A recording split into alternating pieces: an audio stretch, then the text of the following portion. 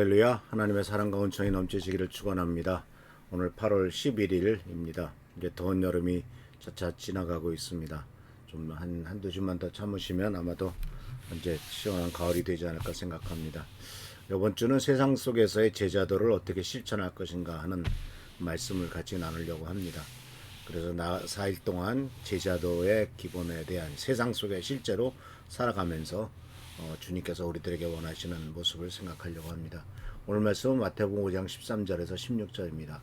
너희는 세상의 소금이니 너희는 세상의 빛이니 이같이 너희 빛이 사람 앞에 비치게 하여 그들로 너희의 착한 행실을 보고 하늘에 계신 너희 아버지께 영광을 돌리게 하라. 제자들의 삶은 세상 속에서 구별되지만 구별되는 삶뿐만 아니라 동시에 세상을 변화시키는 영향력을 발휘해야 되는 것이 우리들에게 있어서 굉장히 중요한 책임입니다. 단순히 나는 예수 믿는 사람으로서 정직하고 바르게 살면 돼 라고만 자기 자신의 삶의 문제만이 아니라 이 세상을 변화시키는 영향력이 우리들에게 필요하죠. 그래서 예수님께서는 우리 제자들에게 너희는 세상의 빛이다. 너희는 세상의 소금이다. 라고 이렇게 정확하게 말씀을 했습니다.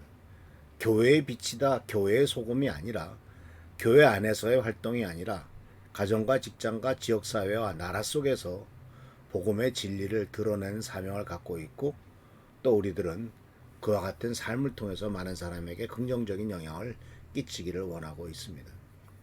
그래서 우리들의 말과 행동과 태도와 결정 속에는 하나님 나라의 가치가 반영되어야 되고 바로 세상은 우리가 전하는 복음을 말이 아니라 우리의 행동으로 먼저 바라보고 있다라고 하는 사실을 꼭 기억하셔야 됩니다. 그래서 우리가 교회를 다니는 것이 신앙생활을 하는 것이 교회를 다닌 것 이외에 세상에 어떤 의미를 부여할 거 있을까라고 하는 것은 우리가 예수 믿는 사람이 예수 믿은 다음에 바로 천국 가지 않고 이 세상에서 살아가야 되는 세상 속에서의 존재 목적과 역할을 분명하게 말씀하고 계십니다.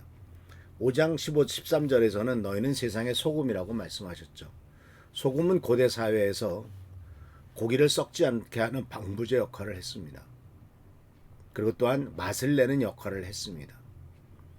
특히 이 두 가지 중요한 역할을 했는데 이 바로 고기를 썩지 않게 하는 방부제였던 것은 이것을 현대적으로 생각한다면 이 썩어가는 세상의 부패를 막는 양심이 되어야 됩니다. 세상의 많은 분야에서 정직이 무너졌습니다. 그리고 옳고 바름이 무너져 버렸습니다. 그래서 거짓이 판을 치고 있고 잘못된 것을 틀린 것을 옳다고 말하는 이 세상이 되고 말았습니다. 그러나 작은 정직한 행동 하나하나가 바로 세상의 소금 노릇이다라는 사실을 꼭 기억하시길 바랍니다. 동시에 소금은 맛을 내죠. 그러니까 우리 예수를 믿는 사람들이 세상에 맛을 내는 역할을 해야 되겠죠.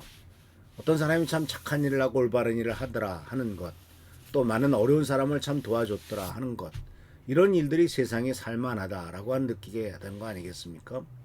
세상이 살만하다고 느끼는 것은 옳고 바르게 사는 것에 대한 대가가 있고 또 그것이 옳기 때문에 당연히 하는 것이고 그래서 영원히 세상은 멸망할 수밖에 없구나 망하는 게 당연하구나 라고 하는 세상에서 아니야 바로 하나님을 믿는 사람들 때문에 세상이 보존되고 있고 살만해 그래도 살만해 라고 하는 평가를 받게 될 수 있지 않습니까?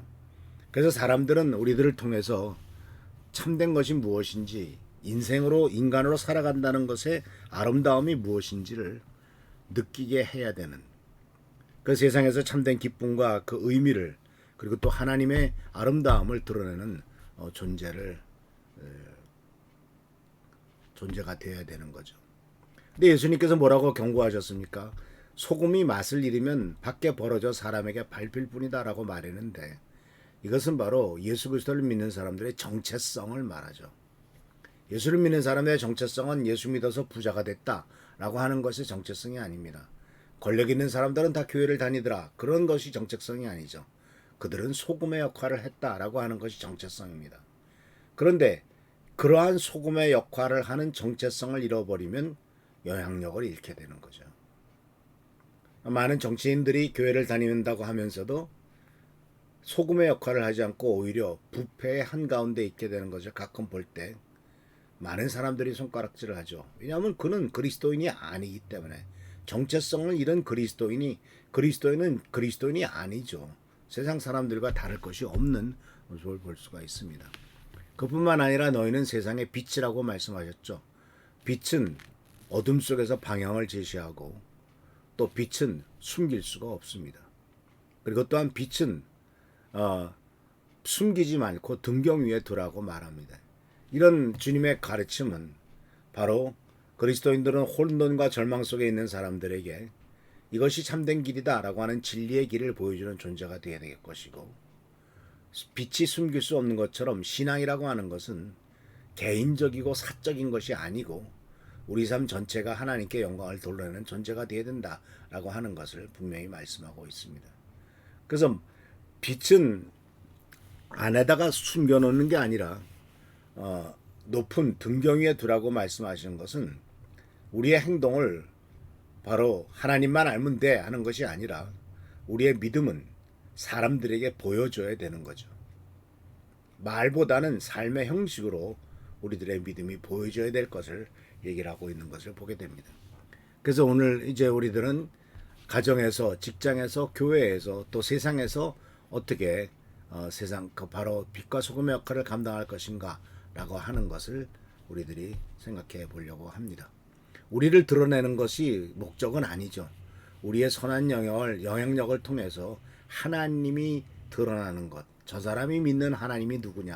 저 사람은 도대체 어떤 하나님을 믿길래, 저 사람이 믿는 예수가 누구길래 저 사람의 삶은 저렇게 빛과 소금의 역할을 감당하고 있는가라고 하는 이와 같은 평가를 세상 사람들로부터 받아야 될 것입니다.